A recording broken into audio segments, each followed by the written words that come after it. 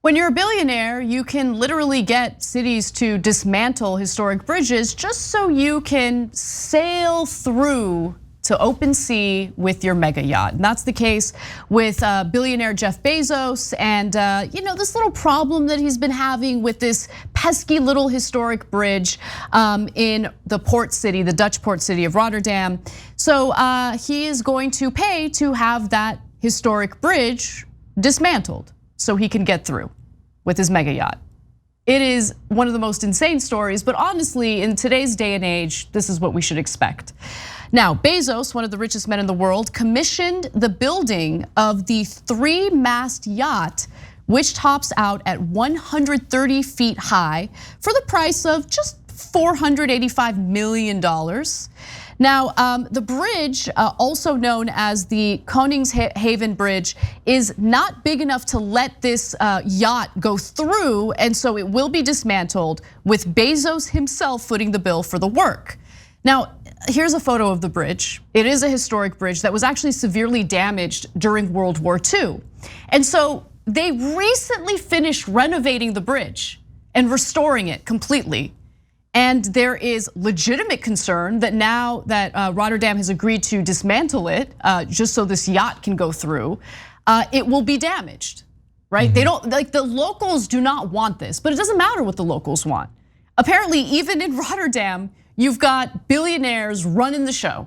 Of course, they run the show everywhere. Yeah. First of all, let's note that the yacht is so large, it will not fit under that bridge. Yeah. That bridge is gigantic. I mean, it's got all the space in the world. And the yacht costs about $485 million.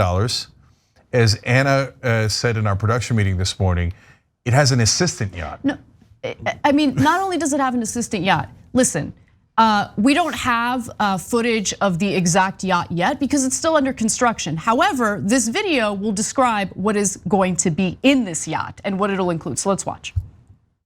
This yacht, which has yet to be officially named, will most likely be his second yacht. The yacht is 417 feet long, spanning several decks, and it will boast 3 enormous masts. Across its decks, you can expect sprawling lounges, snazzy bars, huge swimming pools, and enough entertainment to last you at least a year. The vessel is one of the largest sailing yachts ever built in the Netherlands. The yacht is currently under the name Project Y721, and it has been a closely guarded secret. Well, until now. Project Y721 also includes a support boat with its own helipad, since the main vessel cannot have one thanks to the masts. The helipad, it seems, is an addition purely for his girlfriend, Lauren Sanchez, who's also a helicopter pilot. And Bezos himself has been taking flying lessons. It was odd at the time because Bezos apparently loathed helicopters, but he probably decided to give it a try so he could fly with his girlfriend. He's also going to have to worry about operating costs for the ship, which will average about $60 million a year. Great. I'm really happy that he's able to save so much in taxes so he can splurge on this, because one yacht really isn't enough. You know, everyone aspires to have 2 yachts, even if it means destroying not just this country, but many of the countries that Amazon operates in. So great, I'm really happy about this. This is awesome, and maybe we can dismantle other historical landmarks. You know, yeah. Maybe we should dismantle historical landmarks that have absolutely no positive, impact on Jeff Bezos, just to mess with people. Why not?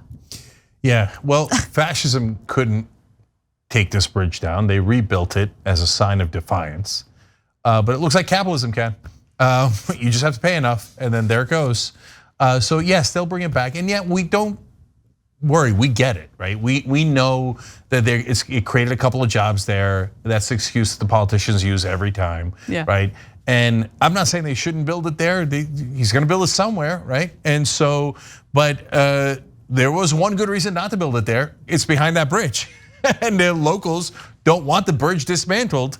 So Bezos can bring his mega yacht and the assistant yacht and the helicopter through to get out of there. But look, guys, we talk about taxing the rich. Is it so because we hate the rich and we want to take their money? Guys, no, not for me. Look, I get it. It looks beautiful. Yeah, sure, you'd want to be on it. I understand all that, right? But he's paying $60 million a year in maintenance costs for his $500 million yacht. Don't tell me that they can't afford taxes. I mean, it's a $1 trillion company, and in some years it's paid 0 in taxes. That is unbelievably unfair. And by the way, why were they able to pay 0 in taxes? Thanks to Donald Trump's tax cuts for the rich, which lowered the corporate tax rate and did not do away with loopholes. So that was Trump's version of draining the swamp. For Trump, draining the swamp wasn't about corporate interests.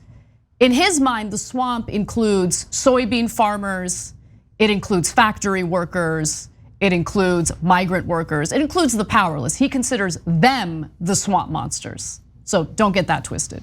Yeah, I mean, all of his huffing and puffing about Jeff Bezos, and at the end, he did him probably the biggest favor of Bezos's life. He saved him billions of dollars in taxes. My theory is he wanted to drain the swamp so he could fill it with himself, right? He's like Jabba the Hutt. He just filled a whole swamp with his body. So Donald Trump is the world's worst populist. Thanks for watching The Young Turks, really appreciate it. Another way to show support is through YouTube memberships. You'll get to interact with us more. There's live chat emojis, badges.